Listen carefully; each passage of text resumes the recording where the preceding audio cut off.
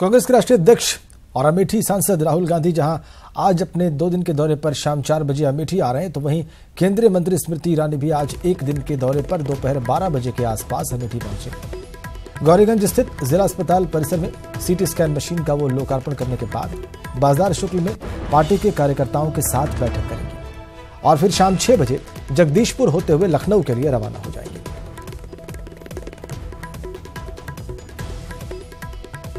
दो दिग्गज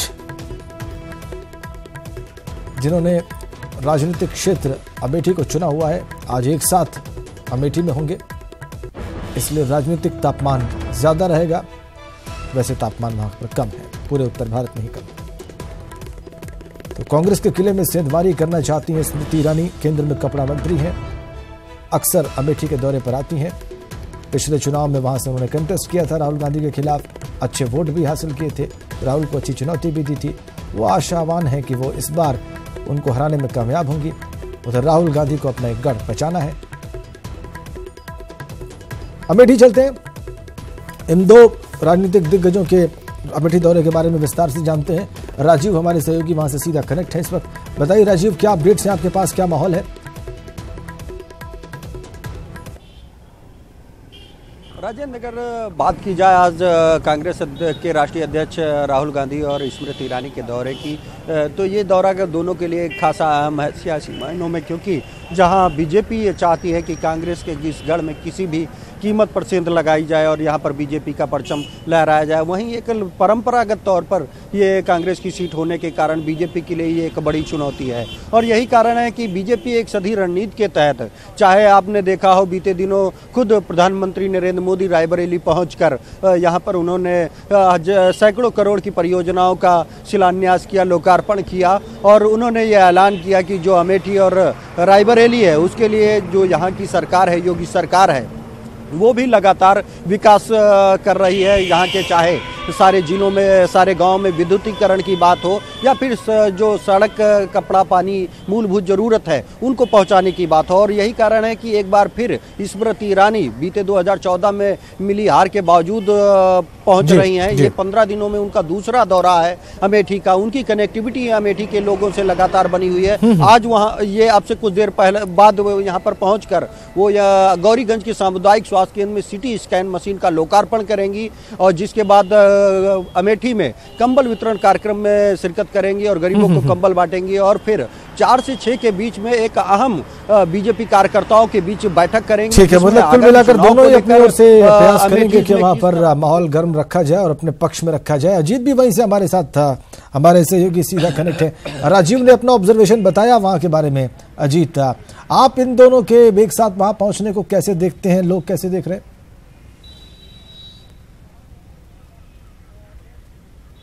देखिए, बिल्कुल, चाहे कांग्रेस पार्टी की बात करें चाहे बीजेपी की बात करें, सभी को इस बात का पूरा अंदाजा है कि अगर उत्तर प्रदेश में हमें जीत मिली तभी हम दिल्ली की कुर्सी पर काबिज हो पाएंगे। और सबसे बड़ी कुर्सी जो प्रधानमंत्री की है उसको लेकर दोनों ही सियासी दिग्गज अमेठी में, और अमेठी में पिछली बार भी स्मृति ईरानी ने अपनी ताकत का इजहार कराया था और चुनाव लड़ी थी। लेकिन इस बार चूंकि उत्तर प्रदेश में महागठबंधन है तो बीजेपी को अपनी एक नई स्ट्रेटजी बनानी होगी। और राहुल गांधी अमेठी की सड़कों पर पोस्टर लगा है 2018 के विजेता, यानी छत्तीसगढ़, मध्य प्रदेश और राजस्थान की जीत के बाद राहुल गांधी पहली बार अमेठी आ रहे हैं। तो इस बात पे उनका स्वागत तो होगा, लेकिन उनके कार्यक्रम बहुत सारे हैं। वो फुर्सतगंज एयरपोर्ट से आएंगे, अधिवक्ताओं का जो नवनिर्वाचित टीम है उसके शपथ ग्रहण में शामिल होंगे, अधिवक्ता भवन।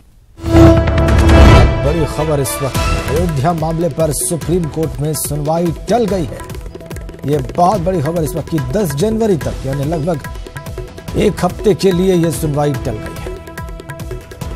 आज जो बातें होनी थी अब कम से कम वो 10 जनवरी तक के लिए टल गई हैं। बड़ी खबर इस वक्त देश की सबसे बड़ी अदालत से हमें मिल रही है। एक हाई वोल्टेज जो इस वक्त मुकदमा उनके सामने है, वो उस पर सुनवाई, उस पर बेंच का गठन या उस पर डे टू डे जो सुनवाई की बात तय होनी थी, अब वो टल गई है कम से कम 10 जनवरी तक के लिए। बड़ी खबर दिल्ली से, बड़ी खबर सुप्रीम कोर्ट से, 10 जनवरी तक सुनवाई टल गई। Chief justice of India Ranjan Gogoi और जस्टिस संजय कौल को आज सुनवाई करनी थी। ये सुनवाई टल गई है 10 जनवरी तक, यानी अब ये 10 जनवरी को ही तय हो पाएगा हो सकेगा, मुमकिन है कि कौन सी बेंच इसकी सुनवाई करेगी और ये सुनवाई किस तरह से होगी। ये मामला अब टल गया 10 जनवरी तक।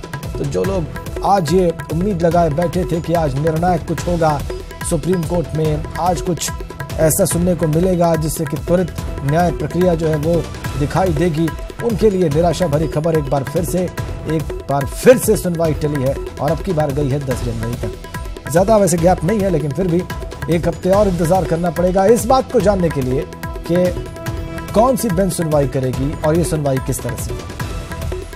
बड़ी खबर सुप्रीम कोर्ट से। अजीत हमारे साथ लगातार बने हुए हैं। अजीत, देखिए अभी हम लोग बात कर भी रहे थे और ये खबर आ गई सुप्रीम कोर्ट से कि 10 जनवरी को अब सुनवाई होगी, तो जाहिर सी बात है जो लोग बहुत जल्दी फैसला चाहते हैं उनको फिर से थोड़ी सी निराशा।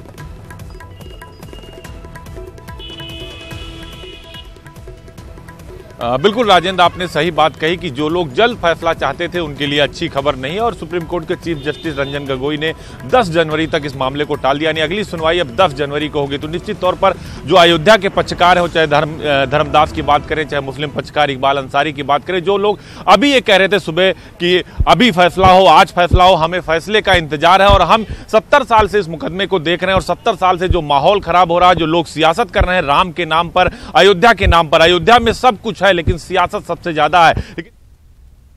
January for regular hearing, and we hope that this matter will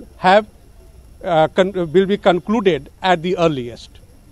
So, what about the other things, the day-to-day hearing and the You see, so far the day-to-day hearing is concerned, it will be decided on 10th. That bench will determine the day-to-day hearing, or as per convenience, this matter will be posted for hearing. Thank you.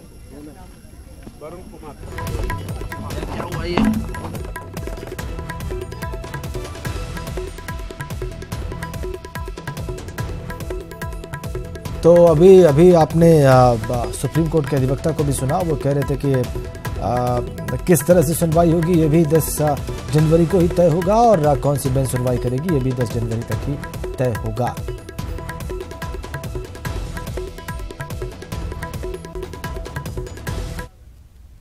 अब तो सरकार कहीं नहीं है तस्वीर में, सिर्फ 2 parties जो हैं, सुन्नी वक्फ बोर्ड और ये जो हिंदुओं की जो निर्मोही अखाड़ा और राम जन्मभूमि वही हैं। तो इसका हल तो निकल सकती है, परंतु प्रधानमंत्री को थोड़ा साहस करनी चाहिए, थोड़ी धैर्य रखनी चाहिए और कर देना चाहिए। ये तो बहुत दिन से पड़ा हुआ है, हम वचनबद्ध हैं, हम चुनाव में नहीं जा सकते यदि हम राम मंदिर नहीं बनाते।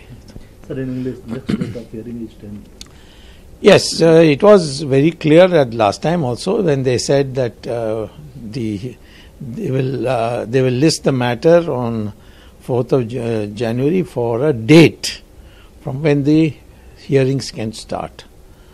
And today it was this Chief Justice bench of 2 judges which is not going to decide this matter. Clearly, you need 3 judges. And that has been the past pattern. And they will only consider. सुनवाई अब 10 जनवरी को होगी। हमारे साथ अमिताभ अग्निहोत्री जुड़ गए हैं, हमारे एग्जीक्यूटिव एडिटर। अमिताभ जी, इस पर आपकी टिप्पणी क्या है? जी, मैंने 3 विकल्प बताए थे, उसमें तीसरा विकल्प सामने आ गया। अभी थोड़ी देर पहले हम लोग चर्चा कर रहे थे, जब आपने पूछा था कि क्या होगा, तो मैंने कहा 3 विकल्प हैं, उसमें जो तीसरा विकल्प था वही पहला हो गया। सुनवाई टल गई। हालांकि बहुत दूर की तारीख नहीं है, लेकिन फिर भी थोड़ी मुझे ऐसा लगता है देश की जो भावना है उसको देखते हुए इसको टालना नहीं चाहिए था।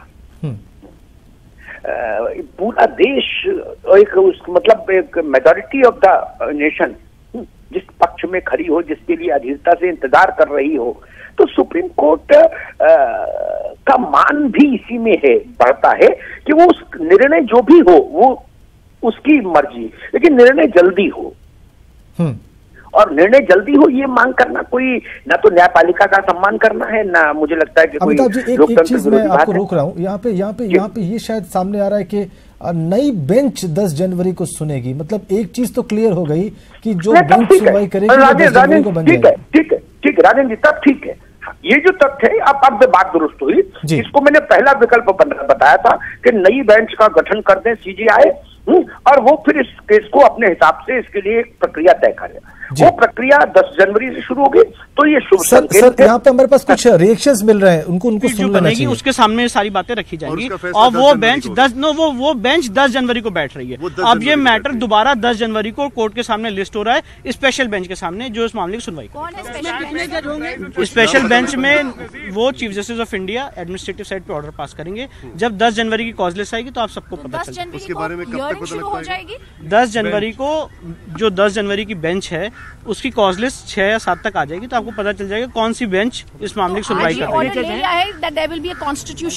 बेंच ऑब्वियसली कोर्ट ने कहा है कि हम 10 जनवरी को लगा रहे हैं for passing of orders before the appropriate bench. जो भी अप्रोप्रिएट बेंच ऑर्डर्स पास करना चाहेगी तो वो 10 जनवरी को। आप लोगों की उस बेंच के सामने क्या अपील होगी? नहीं, उस बेंच के सामने हम ये कहेंगे कि हिंदू महासभा का बहुत क्लियर स्टैंड है कि 10 जनवरी को हम कोर्ट के सामने कहेंगे कि इस मामले की डे टू डे सुनवाई की जाए। प्लीडिंग्स कंप्लीट हो चुकी हैं, डॉक्यूमेंट्स का आदान प्रदान हो चुका है, ट्रांसलेशन कंप्लीट हो चुके हैं। 90 दिन के अंदर इलाहाबाद हाईकोर्ट ने कंटिन्यूस हियरिंग करके अपना फैसला दिया था। ये फर्स्ट अपील है, 60 डेज के अंदर अगर दोनों पार्टीज कोऑपरेट करें तो हियरिंग कंक्लूड हो सकती है। तो आपकी उम्मीद क्या है कि ये कब तक हो पाएगा? आपको